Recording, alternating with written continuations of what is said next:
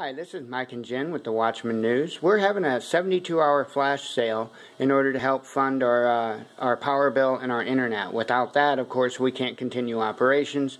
We're not asking for donations. We're asking to work for you. If you do want to give us a donation, you can go to paypal.me/The Watchman News. There'll be a link down in the description. Otherwise, we, as you guys know, we sell cups, we sell e-juice, we sell decals. We can do custom cups, we can do custom decals. The cups are $13.99, shipping included, and the juice is $9.99. Shipping's not included in that, but you only pay one time for shipping no matter how many bottles you buy. So we can do custom stuff. Here's a cup I designed. I know that the handle's broke. We do our practice on broken cups. That's a cup I designed with Leonardo, the super dog. And let's see here. We got this one I never did put on the site, but it's a cup that I had originally designed for the site. This is the one that you see featured on the home page right now. The We Ain't Done, Keep Sharing. They come in a custom triangle box for safe shipping. And the decals, however, these don't have the masking on it. The masking is right here. If I put the masking on it, you wouldn't be able to see the decal. However, before you would receive a decal, it would get the masking on it. Okay, so here's the deal. We cut our own decals, so we sublimate our own cups. So this is, we do all this right here at home, and we'll be happy to do custom work. Just email me at orders@thewatchmannews.com, orders@thewatchmannews.com. I'll have that email down in the description. What you see in front of you is our giveaway prizes, but we got to be able to make sure we have our power, our internet, and be able to pay for the shipping to ship these out. But here's the first place right here, here's the second place right here, and the decal is the third place right here. So let us know what we can do for you. Thank you. It is September 30th, 2016. This is the Watchman News. I'm Mike Callahan.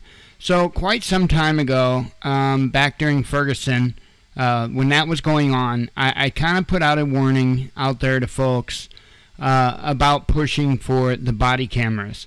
I know it sounded like a good idea, but it was just another case of problem, reaction, solution for government.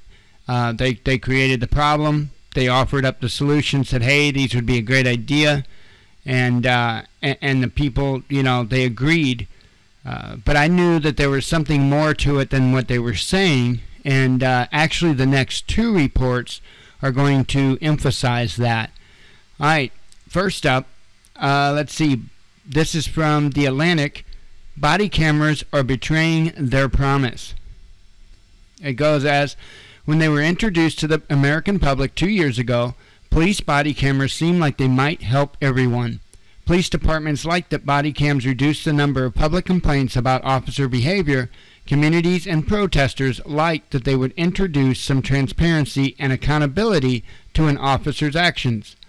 Today, research suggests that body cameras significantly reduce the number of public complaints about police. But recent events subvert the idea that the devices help or increase the power of regular people, that is, the policed. Instead of making officers more accountable and transparent to the public, body cameras are making officers and departments more powerful than they were before. This is happening across the country, and there are three trends that are repeating themselves over and over. First, many officers are, either earnestly or conveniently, forgetting to activate their cameras when they're supposed to. Take the case of Terrence Sterling, an unarmed 31-year-old black man who was fatally shot this month by local police officers in Washington, D.C. after his motorcycle crashed into their car. Contrary to District of Columbia policy, no officer at the scene activated their body camera until after the shooting. The city released footage of Sterling's final moments this week, but the video begins more than 3 minutes after the shots were fired. Also this week, the Washington Post revealed that an officer present at the shooting of Keith Scott in Charlotte, North Carolina, did not activate his body camera when he should have. The officer only turned it on immediately after another officer at the scene shot Scott. Due to a feature of the camera that saves the 30 seconds of video prior to its activation, this meant that while the shots were captured on camera, the footage had no sound. That's the excuse. Dashboard camera video released over the weekend seemed to show that Scott, a 43-year-old black man, had his hands by his side when another officer shot him 4 times and killed him. Or consult the case of Paul O'Neill, an unarmed 18-year-old black teenager who was shot and killed by a Chicago Police Department officer in late July. The officer's body camera was also turned off during the shooting. In case after case, police departments say officers did not have their body cameras activated when it counted.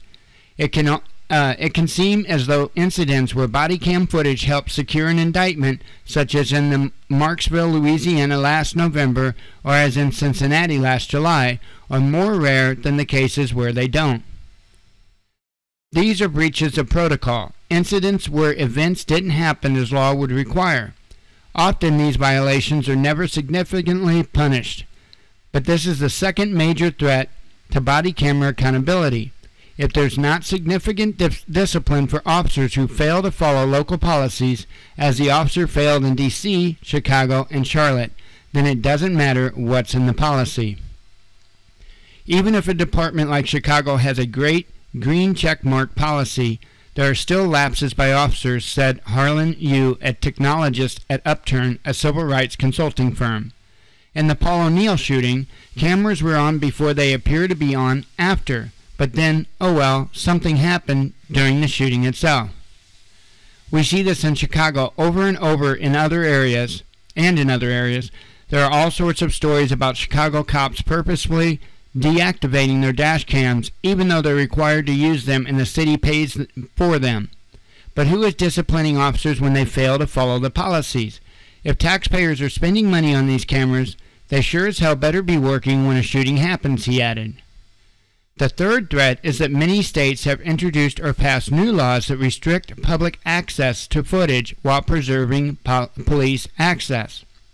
By the way, the next story will be dealing directly with that. In October, North Carolina will enforce a new law that will require a court to release any body camera footage.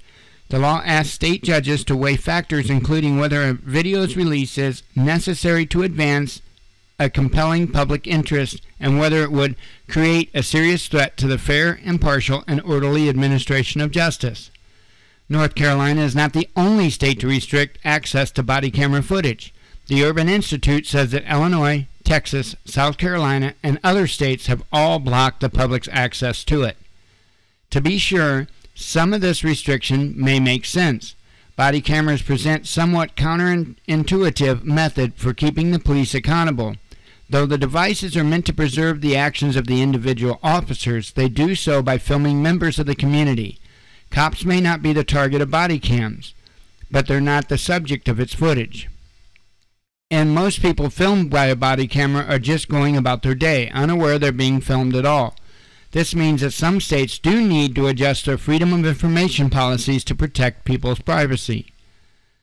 Yet that requirement alone does not explain all the restrictions, including those recently enacted by North Carolina, and what makes many of these policies even worse is that, in the vast majority of cases, officers can view body camera footage before filing a report about an incident, even when other witnesses cannot. This even holds for use of force incidents. In most jurisdictions, because unions have fought really hard for this, officers get to view the footage before writing their report, you said. When Upturn and the Leadership Conference on Civil and Human Rights conducted an audit of local body camera policies last month, they found that no major urban police department required officers to file a report before they got to see footage of it. Only a few cities, including Atlanta and Oakland, introduced a special two-step process for use of force incidents where officers have to file a preliminary report before they can then augment after watching footage. This kind of policy completely subverts the egalitarianism that body cameras are supposed to ensure.